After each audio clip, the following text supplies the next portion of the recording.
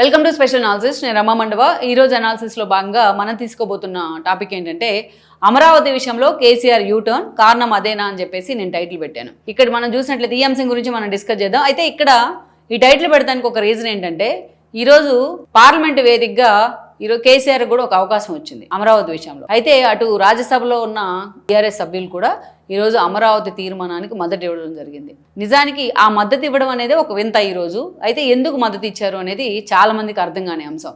జగన్మోహన్ రెడ్డి అమరావతిని పూర్తి స్థాయిలో దాన్ని పీక నొక్కడంలో, అమరావతిని భవిష్యత్తు లేకుండా చేయడంలో జగన్మోహన్ రెడ్డి ఎంత కీలక పాత్ర పోషించారనేది అందరికీ తెలిసిందే. అలాంటి జగన్మోహన్ రెడ్డికి సపోర్ట్ చేస్తూ, అలాంటి జగన్మోహన్ రెడ్డిని తన దత్తపుత్రుడు అని చెప్పుకుంటూ కేసీఆర్ కూడా అమరావతి సర్వనాశనంలో చాలా కీలక పాత్ర పోషించారు. అది చరిత్రే ఉంది, చరిత్రలో సాక్ష్యాలు ఉన్నాయి, ఎవరు చెరిపేలేని చరిత్ర అది. అలాంటి కేసీఆర్ ఈరోజు యూటర్న్ తీసుకున్నారు. అయినా సరే జగన్మోహన్ రెడ్డి, కేసీఆర్లో మార్పు వచ్చినా మరి జగన్మోహన్ రెడ్డిలో మాత్రం మార్పు రావట్లా. ఎందుకనేది కూడా మనం చెప్పుకుందాం. ఇక్కడ మనం చూస్తే గతంలో ఇదే అమరావతి శంకుస్థాపనకు చంద్రబాబు నాయుడు ఎప్పుడైతే రాష్ట్ర విభజన తర్వాత ఏపీకి సీఎం అయ్యారు, తెలంగాణకి కేసీఆర్ సీఎం కావడం జరిగింది. ఒక సెంటిమెంట్తో తెలంగాణ నేనే తెచ్చాను, జాతిపితను అని చెప్పుకుంటూ. దెన్ ఆ రోజు చంద్రబాబు నాయుడు బీజేపీతో టైఅప్ అయ్యి ఆ రోజు ఎన్నికలకు వెళ్లారు, అధికారంలోకి వచ్చారు, పదవులను కూడా పంచుకున్నారు రాష్ట్రంలో, కేంద్రంలో. అయితే తాను గెలిచిన తర్వాత కూడా ఏదైతే పోలవరంలో 7 మండలాలని తీసుకొచ్చి ఏపీలో కలిపితే తప్ప నేను ప్రమాణ స్వీకారం చేయను అన్నారు.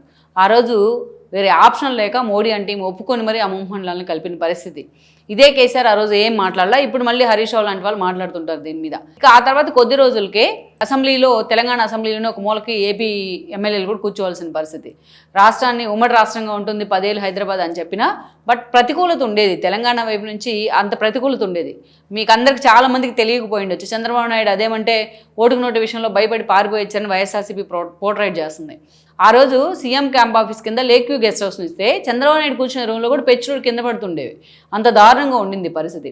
అందుకే ఏపీకి ఒక రాజధాని ఉండాలి అని డిసైడ్ చేశారు.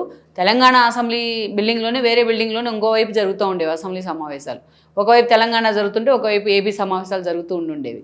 ఆ రోజు జరుగుతూ ఉన్నప్పుడు చంద్రబాబు నాయుడు అమరావతిని రాజధానిగా నిర్ణయిస్తే జగన్మోహన్ రెడ్డి కూడా సపోర్ట్ చేశారు. సపోర్ట్ చేసిన తర్వాత జగన్మోహన్ రెడ్డిని కూడా ఆ శంకుస్థాపన కార్యక్రమానికి ఆహ్వానిస్తే ఆయన అసలు కనీసం ఆ కార్డు కూడా తీసుకోలేదు. టీడీపీ ఒక టీము, టీడీ జనార్దన్ గారి ఆధ్వర్యంలో టీం వెళ్తే వాళ్ళు ఆ కార్డు కూడా తీసుకోలేదు, ఇన్విటేషన్ కార్డు. లోటస్ పాండ్లో ఉండి కూడా అసెంబ్లీలో సపోర్ట్ చేసిన ఆయన బయట మాత్రం వ్యతిరేకించారు కాబట్టి దాన్ని యాక్సెప్ట్ చేద్దాం. ఇదే కేసీఆర్ని వన్ ఆఫ్ ది గెస్ట్గా కూడా మోడీని పిలిచారు శంకుస్థాపనకి చంద్రబాబు నాయుడు. అదేవిధంగా కేసీఆర్ని కూడా పిలవడం జరిగింది. కేసీఆర్ స్వయంగా హాజరయ్యారు కూడా. ఆ రోజు ఒకసారి మీకు అందరికి గుర్తుంటే కేసీఆర్ ఏం మాట్లాడారు, మాకు హైదరాబాద్ ఉంది, అమరావతి నిర్మాణంలో మాకు చేతనైనంత సాయం చేస్తాం, అవసరమైతే అన్ని విధాల అమరావతికి అండగా ఉంటాం, డబ్బుల పరంగానైనా ఇంకో పరంగానైనా అమరావతి పూర్తి స్థాయిలో తలెత్తుకునేదాకా మేము అండగా నిలబడతామని మాట్లాడారు. ఏ పెద్ద మనిషి మాట్లాడిన తర్వాత కొద్ది రోజులకి ఓటుకు నోటు లాంటి ఇష్యూస్ వచ్చాయి. ఆ తర్వాత కొద్ది రోజులు టీడీపీ నుంచి గెలిచిన వాళ్ళు మొత్తాన్ని, అంతకన్నా ముందు ఇదే జరిగింది, టీడీపీ నుంచి గెలిచిన మొత్తాన్ని ఆల్మోస్ట్ తన పార్టీలోకి తీసుకుని తలసాన్ లాంటి వాళ్ళకి మంత్రి పదవులు ఇచ్చారు. ఎమ్మెల్సీ ఎన్నికలు వస్తే తనకు బలం లేకపోయినా ఇంకొక అడిషనల్ అభ్యర్థిని పెట్టే ప్రయత్నం చేస్తే టీడీపీ తన వైపు టౌన్ తీసుకునే క్రమంలో ఓటుకు నోటు ఇష్యూ తెర మీదకి వచ్చింది. ఆ ఓటుకు నోటు ఇష్యూ కేంద్రంగా ఏ స్థాయిలో చంద్రబాబు నాయుడు టార్గెట్ చేశారు ఆయన. అప్పటి నుంచి ఆ రోజు నుంచి కేసీఆర్ అమరావతి మీద తన విషయం చెబుతూ ఉండేవాళ్ళు. ఎప్పుడైతే ఆయన 2018లో ఎలాంటి రీజన్ లేకుండా ముందస్తు ఎన్నికలకు వెళ్లారో అప్పటికే చంద్రబాబు నాయుడు బీజేపీతో డిఫర్ కావడం జరిగింది. దెన్ ఆయన కాంగ్రెస్తో పొత్తులు పెట్టుకుని అక్కడ ఎన్నికలు వెళ్ళారు తెలంగాణలో. ఈ క్రమంలో కేసీఆర్ చాలా దారుణంగా చంద్రబాబు నాయుడిని టార్గెట్ చేస్తూ కాంగ్రెస్ చంద్రబాబు నాయుడు పొత్తులను ఒక బూజుగా చూపిస్తూ, సెంటిమెంట్గా చూపిస్తూ మరోసారి అధికారంలోకి రావడం జరిగింది. ఆ పరిణామాల తర్వాత అప్పటి నుంచి రిటర్న్ గిఫ్ట్ పేరుతో చాలా దారుణంగా చంద్రబాబు నాయుడిని, చాలా దారుణంగా టీడీపీని టార్గెట్ చేస్తూ వచ్చేవాళ్ళు.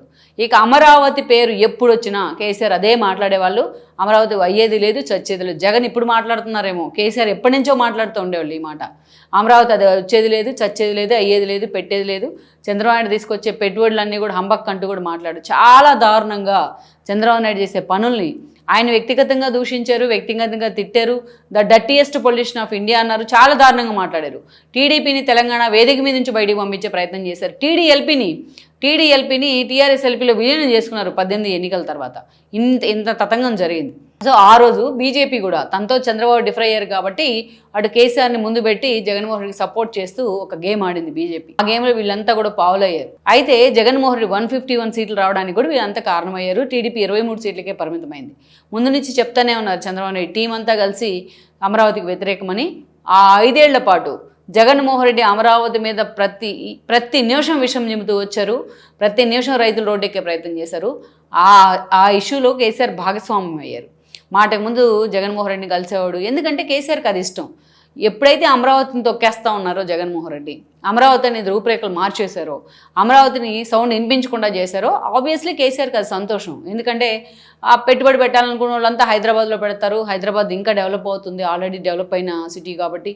సో అలా ఆటోమేటిక్గా పక్కనున్న రాష్ట్రం మీద ఎప్పుడు నెగిటివ్ ఇంప్రెషన్ ఉంటే, పక్కనున్న రాష్ట్రం మీద ఎప్పుడు నెగిటివ్గా చర్చ జరుగుతూ ఉంటే ఆటోమేటిక్గా అందరి చూపు కూడా హైదరాబాద్ వైపే ఉంటుంది, తెలంగాణ వైపే ఉంటుంది.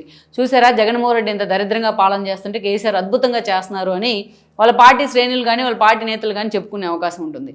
అందుకే అమరావతి పీక నొక్కేయడానికి జగన్మోహన్ రెడ్డి చేసిన ప్రతి ప్రయత్నంలో, ఆయన చేసిన ఆ యజ్ఞంలో కేసీఆర్ ఎన్నోసార్లు ఆజ్యం పోసే ప్రయత్నం చేశారు. సో అలా అమరావతిని నాశనం చేయడానికి 5 ఏళ్ల పాటు కేసీఆర్ కూడా సహకరించారు. ఈరోజు చూద్దాం, మొన్నటి ఎన్నికల్లో అసెంబ్లీ ఎన్నికల్లో పోయారు, ఎంపీ ఎలక్షన్స్లో 0కు పడిపోయారు. ఆ తర్వాత వచ్చిన ఏదైతే కంటోన్మెంట్ కానీ అండ్ దెన్ జూబ్లీ హిల్స్ ఎత్తిపోయారు. ఆ తర్వాత మొన్న వచ్చిన పంచాయతీ కానీ, అదేవిధంగా కార్పొరేషన్ ఎలక్షన్స్ కానీ, మున్సిపాలిటీ కానీ, ఇవన్నీ కూడా కేసీఆర్ అండ్ కేటీఆర్ హరీష్ రావు పెర్ఫార్మెన్స్ ఏంటనేది తెలిసిపోయింది. ఈరోజు బీజేపీ తప్ప వాళ్ళకి ఆప్షన్ లేదనుకుందాం. అయితే ఇప్పుడున్న పరిస్థితుల్లో రాజ్యసభలో అమరావతి గెజెట్ నోటిఫికేషన్కి సంబంధించి సెక్షన్ 5 సవరించి తీర్మానం పెడితే వన్ సైడెడ్గా బీఆర్ఎస్ ఎంపీలు రాజ్యసభలో, వాళ్ళకి లోక్సభలో 0, రాజ్యసభలో మద్దతు ఇవ్వడం జరిగింది. అది కూడా వద్దిరాజు రవిచంద్ర ఆ అంశం గురించి మాట్లాడారు. మేము అమరావతికి మద్దతు తెలుపుతున్నాం, అమరావతికి మేము ఎప్పుడు సానుకూలమే అని చెప్పే ప్రయత్నం చేశారు. ఓకే, వెల్కమ్ చేద్దాం, ఏపీ ప్రజలుగా దాన్ని వెల్కమ్ చేసే ప్రయత్నం చేద్దాం. సో ఇక్కడ కేసీఆర్ ఆ స్థాయిలో ఎందుకు అమరావతి బిల్లుకి మద్దతు తెలిపే ప్రయత్నం చేశారు, తన ఎంపీలు ఎందుకు ఆ స్థాయిలో అమరావతి వైపు నిలబడ్డారు అంటే, ఇక్కడ మోడీ అంటే కేసీఆర్కి భయం. ఈరోజు బీజేపీ తప్ప కేసీఆర్కి ఆప్షన్ లేదు. బీజేపీతో విలీనమా పొత్తు అనేది ఒక్కటి మాత్రమే ఈరోజు కేసీఆర్ ముందున్న ఆప్షన్. అది కేసీఆర్తో సహా బీఆర్ఎస్లో అందరికీ తెలిసిన విషయమే. అయితే ఆ మోడీ దాకా కేసీఆర్ రీచ్ అవ్వాలంటే ఈరోజు చంద్రబాబు నాయుడే కేసీఆర్కు ఉన్న ఏకైక ఆప్షన్. అందుకే ఈరోజు అమరావతిని వ్యతిరేకిస్తే అది చంద్రబాబు నాయుడిని వ్యతిరేకించినట్టే.